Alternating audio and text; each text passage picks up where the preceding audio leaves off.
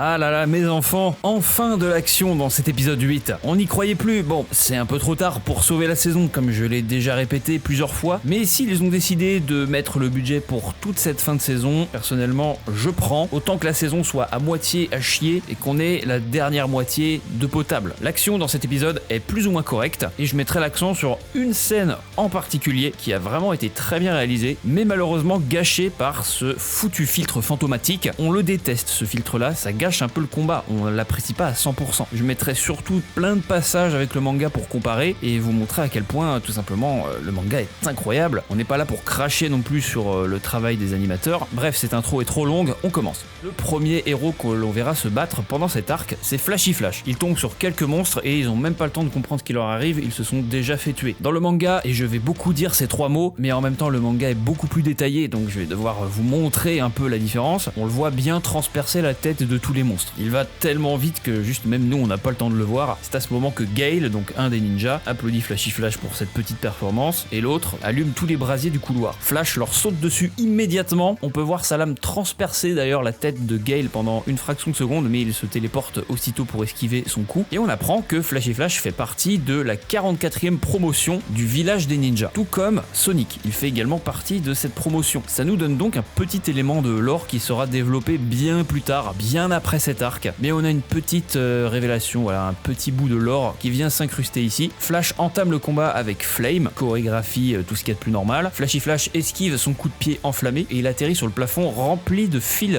d'araignée. Sauf qu'il s'agit de câbles en acier déposés par Gale juste avant, afin de découper Flashy Flash grâce à sa propre vitesse. Il pense que c'était la meilleure solution contre Flashy Flash et sa vitesse, voilà, recouvrir le couloir tout entier de câbles afin que Flash se prenne les pieds dedans et se fasse découper comme un apéricube. Sauf que ça ne lui fait absolument pas peur, on le voit à peine dans l'animé, donc je vous mets l'image en manga. Il va tellement vite qu'il fait tout le tour du couloir plusieurs fois afin de découper absolument tous les fils, et même les murs d'ailleurs. C'est à ce moment que les trois ninjas se retrouvent dans un tout autre décor, une immense grotte avec des ponts et des cascades. Les deux ninjas se représentent une nouvelle fois, voilà, je suis Flame, je suis Gale, on dirait des Pokémon à annoncer leur nom comme ça, mais c'est pour montrer qu'ils sont de fléaux démons. Flash leur demande qui les a engagés pour le tuer. Flame et Gale veulent la tête de Flash, ils pensent que c'est l'association des monstres. Gale va nous donner aussi un peu de lore concernant 2-3 grands noms dans le milieu de l'assassinat et des ninjas, mais bon, honnêtement on s'en fiche un petit peu. Même moi en tant que gros fan hardcore, ces noms-là, je m'en fous complètement, on va pas se mentir. Et de toute façon, Flash les a tous tués. Leur petite querelle continue puisqu'ils n'arrivent pas à se mettre d'accord sur une réponse. Flashy Flash montre à quel point il n'est pas du tout sérieux, il n'est pas du tout à 100% de ses capacités, et il leur dit, bah alors les gars, qu'est-ce qui se passe? Pourquoi est-ce que vous ne révélez pas votre vraie puissance, votre forme de monstre? On l'avait déjà vu dans la saison 2, lorsqu'ils ont proposé la cellule de monstre à Sonic, et bien ils se sont transformés en monstres. On les voit donc se transformer en forme de monstre progressivement, et là la scène a été légèrement modifiée dans le manga, je trouve que c'est un peu mieux. Une fois qu'ils finissent de se transformer, ils se téléportent, et on peut voir la surprise de Flash. Il ne s'attendait pas du tout à les voir aussi rapides, mais dans l'animé, il les voit juste se téléporter, et c'est comme s'il s'attendait justement à les voir arriver derrière lui. Et regardez-moi ça, dans le manga, on peut voir à quel point il est pris par surprise, c'est à peine s'il arrive à parer les coups au dernier moment, et on a la révélation à ce moment-là que Flame et Gale sous forme de monstres sont de niveau dragon. Dans l'animé, c'est fait différemment, on voit leur forme au complet juste avant qu'ils se téléportent. À mon sens, cette révélation est un peu moins impactante, en plus d'avoir sauté complètement cette page, c'est dommage. Nouvelle chorégraphie de combat qui se regarde plutôt bien. Flash continue de leur tenir tête sans la moindre difficulté. Il parvient aussi à casser le sabre de Flame, et on peut voir de très belles frames d'impact avec cet effet un peu de dédoublement, je trouve ça très stylé. Petit moment de dialogue avant la fin du combat, Flash leur crache complètement dessus, il leur dit sortez-vous les doigts les gars, vous êtes vraiment nuls, montrez vraiment ce que vous avez dans le ventre. Et là, comme beaucoup d'entre vous, un de mes moments préférés de ce combat, voire de l'arc tout entier, ils vont aller tellement vite que les explosions créées dans l'environnement vont être suspendues dans le temps. C'est comme si le combat se passait en moins d'une demi-seconde. Flame et Gale déchaînent toute leur puissance, ils parviennent à parer les coups de Flash, à les esquiver. Gale parvient même à désarmer Flash en balançant son sabre au loin. Il se retrouve donc à main nue, et ça c'est bien embêtant, il va pas pouvoir les tuer. Petite séquence où on les voit se battre à toute vitesse, j'aime beaucoup les effets de lumière, on reconnaît qui est qui grâce à la couleur. On remarque que sur les ponts, normalement il est censé y avoir l'explosion au ralenti, mais ils n'ont pas inclus ce détail partout. Sur cette frame là, on le voit, mais sur la frame juste avant, malheureusement on ne le voit pas. Après honnêtement, c'est pas très grave, du moment qu'il est laissé sur certaines frames, ça me va. Flash se fait attaquer dans tous les sens, il se fait projeter contre le pont et crache même un peu de sang. Ça se voit qu'il a pris cher, mais il décide d'être sérieux l'espace d'un instant, et c'est là que la meilleure animation de cet épisode apparaît. Flash se retourne avec un regard très vénère, L'animation du coup de pied vraiment stylée et il enchaîne justement les deux ninjas avec une série de coups de pied, les flashy kicks. Et salut, c'est DPDM du montage, je me permets de mettre pause. Pendant que je faisais le montage, j'ai remarqué quelque chose sur une seule frame lorsque Flash donne des coups de pied. On peut voir un truc sur l'écran avec marqué One Punch Man 194 et une image à droite. En fait, il semblerait que ce soit du matériel de production, genre ceux qui font le montage de l'épisode, eh bien ils se servent de frame juste avant pour savoir quel cut mettre, j'imagine, sauf qu'ils ont oublié de l'enlever dans le résultat final. Et en haut à droite, on peut voir que la date où ce cut a été réalisé, eh bien c'est le 19 novembre 2025. Ça veut dire que l'épisode a été terminé il y a très peu de temps. On voit à quel point JC Staff manque de temps, pourtant l'épisode a été plutôt correct. Voilà, parenthèse refermée. Et là c'est un petit détail qu'on voit à peine. Flash court à toute vitesse vers l'avant, il dépasse les deux ninjas et se téléporte entre guillemets sur un mur. Sauf que pendant ce temps-là, on peut le voir, en fait, les coups de pied sont toujours en train d'être lancés. Flame et Gale subissent encore l'attaque de Flashy Flash alors qu'il a cessé de la faire. C'est pour vous dire à quel point il est extrêmement rapide. Le sabre qu'il a perdu plus tôt revient vers lui, il l'attrape en plein vol et d'un seul coup tranche les deux ninjas en même temps. Il prend la pause, il aura farm, tout explose en même temps. Et encore une fois, un petit détail subtilement caché, au moment où ça explose, on voit une frame d'impact avec marqué Flash sur l'écran. Petit easter egg que les animateurs se sont très certainement amusés à cacher. Le combat est terminé. Cette séquence a vraiment bien été adaptée pour le coup. Je suis très satisfait de cette finale. On voit un peu moins les détails de toutes les explosions qui reprennent en temps réel, mais c'est pas très grave. Je pense que ça a été suffisamment difficile d'animer cette séquence. Tout se passe au ralenti, mais également à une vitesse proche de celle de la lumière. Donc pour rendre le truc cohérent et réussir à suivre ça un peu en temps réel, nous, les spectateurs, c'est pas facile. En tout cas, très agréablement surpris de cette fin de séquence. Voilà, je sais pas qui a bossé sur cette animation, mais franchement, mec, je t'applaudis. Petit dialogue des deux ninjas avant de mourir. Ils demandent à Flashy Flash qu'est-ce qui leur manque, pourquoi ils n'ont pas réussi à le vaincre, même sous forme de monstre, et Flashy Flash leur répond « Vous manquez d'entraînement ». À peine le combat terminé, il continue son aventure dans les tunnels de l'association des monstres, sauf qu'il ne retrouve pas son transmetteur, il l'a fait tomber dans l'eau, c'est idiot. Je vais aller vite pour cette deuxième partie d'épisode, il n'y a pas grand chose à dire, à part le retour des filtres néons. Il n'y en a eu qu'un seul pendant cette première partie, mais là, hop, c'est la foire, la saucisse. On retrouve Petit Empereur qui se balade également dans les couloirs de l'association des monstres. On va enfin pouvoir l'observer à l'action, ça sera le deuxième héros de classe S qui nous montrera sa puissance. Il tombe sur une sorte de laboratoire avec un robot Metal Knight posé sur une table qui est complètement désossé. Quelqu'un l'a visiblement étudié et je pense que c'est G5 puisqu'on l'a vu il y a quelques épisodes, il avait volé le crâne du robot Metal Knight qui se trouve sur cette table. Je pense qu'il a eu suffisamment de temps pour l'étudier, donc il l'a ramené sur cette table pour pas trop éveiller les soupçons, j'imagine. Petit Empereur l'analyse lui aussi et il y découvre le plan pour retrouver la cellule de l'otage. Il sort du laboratoire avec sa petite sucette et il tombe sur Phoenix Man. C'est un monstre vraiment qui paye pas de mine, c'est un niveau démon, c'est pas un monstre non plus incroyable, il parle beaucoup, voilà, c'est un gros moulin à parole. Globalement, son objectif, c'est de se servir de l'association des monstres comme tremplin afin de devenir le nouveau roi des monstres. Franchement, je lui souhaite bon courage, va réussir à battre Orochi. Essaye déjà de résister ne serait-ce que 10 secondes à Orochi avant de te faire transformer en poulet rôti et après on pourra en reparler. Il est tellement confiant qu'il se met à attaquer Petit Empereur, mais pendant qu'il blablatait, Petit Empereur a installé un mur invisible et ça le bloque net. Il sort de son sac toute une panoplie d'outils, voilà, de scies, de pinces, de haches, de marteaux et il découpe Phoenix Man sans la moindre difficulté, c'en est terminé pour lui. Grâce au plan trouvé dans le robot Metal Knight, Petit Empereur parvient à retrouver la cellule de l'otage, il tue tous les monstres gardiens de la cellule grâce à un gaz toxique, un monstre vient essayer d'arrêter Petit Empereur, rien n'a l'air de fonctionner sur lui, les lames ne lui font aucun effet, les foreuses non plus, donc Petit Empereur va tout simplement le remplir d'huile et foutre le feu à la baraque, c'est terminé pour le monstre. Ils s'échappent tous les deux de la cellule, mais ils font la rencontre de G5. Pourquoi il est là, j'ai une petite théorie. Comme on l'a vu juste avant, Petit Empereur a retrouvé le robot Metal Knight avec le plan vers la cellule, donc je pense que G5 les attendait au tournant. Il savait que les deux allaient passer par là. Puisque c'est un robot, il tente de l'immobiliser à l'aide d'un champ électrique pour tenter de le désactiver, mais ça n'a aucun effet sur G5, il se libère sans aucune difficulté d'un seul coup de lame. Il s'approche de manière très menaçante, et Petit Empereur, pour faire diversion, il va appeler 3 de ses robots chiens qui vont fusionner en un plus grand chien, un Cerbère. Pendant que son robot s'occupe de G5 et fait diversion, ils en profitent pour s'enfuir, et c'est la fin de cet épisode. Très peu de changements avec le manga, honnêtement, c'était plutôt fidèle, à part pour le combat avec Flashy Flash. Quelques pages ont été changées, il y avait un peu moins de détails forcément, mais ça on a l'habitude, de toute façon l'adaptation en animé inclura toujours moins de détails que le manga. Pour conclure, agréablement surpris de cet épisode, je pense qu'on s'attendait tous à un gros flop, mais honnêtement cet épisode se regarde plutôt bien. Je vais spoil ce qu'il se passe dans le début du prochain épisode pour ceux qui veulent pas savoir. Merci d'avoir regardé et on se donne rendez-vous la semaine prochaine pour la review de l'épisode 9. Et dans cet épisode 9, eh bien Phoenix Man reviendra à la vie sous une forme encore plus puissante de niveau beau dragon et j'ai vraiment hâte de cet épisode-là.